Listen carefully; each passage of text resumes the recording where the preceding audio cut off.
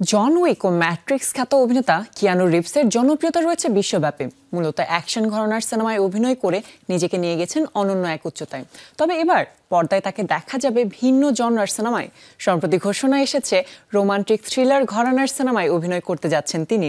Speed O the lake হাউসের পর ফের জুটি বাঁধতে চলেছেন রিভস ও স্যান্ড্রা বুলক।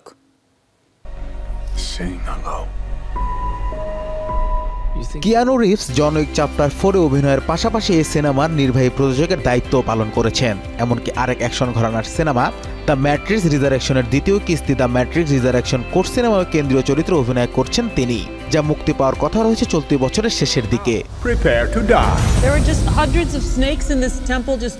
অন্যদিকে Sandra Bullock The Last City cinema অভিনয়ের পাশাপাশি করেছেন প্রযোজনাও।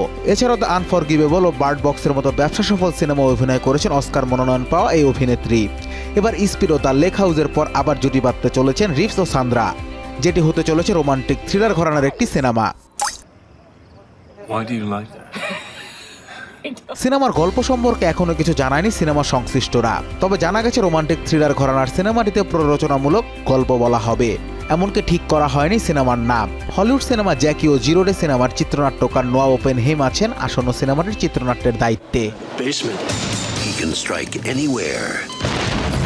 নাম ঠিক না হওয়া সিনেমাটির প্রযোজনার দায়িত্বে থাকবে ফর্টিস ফিল্ম ও দ্য মার্ক গর্ডন। এই দুটি প্রযোজনা হাউসের মালিকানায় আছেন সিনেমার দুই কেন্দ্রীয় চরিত্র সান্দ্রা ও রিভস।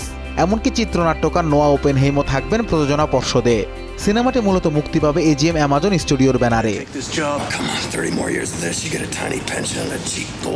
1994 সালে মুক্তি পাওয়া স্পিড সিনেমায় রিভস, সান্দ্রা ও ওপেনহাইম একই সাথে কাজ করেছিল, যা প্রেক্ষাগৃহে বেশ ভালো ব্যবসাও করেছিল। এবার ফের একসাথে এই তিনজন ফিরতে চলেছেন শিরোনাম ঠিক না হওয়া রোমান্টিক থ্রিলার সিনেমাটিতে। ফলে এটি নিয়ে ভক্তদের প্রত্যাশাও অনেক। Anas Imran, showbiz tonight.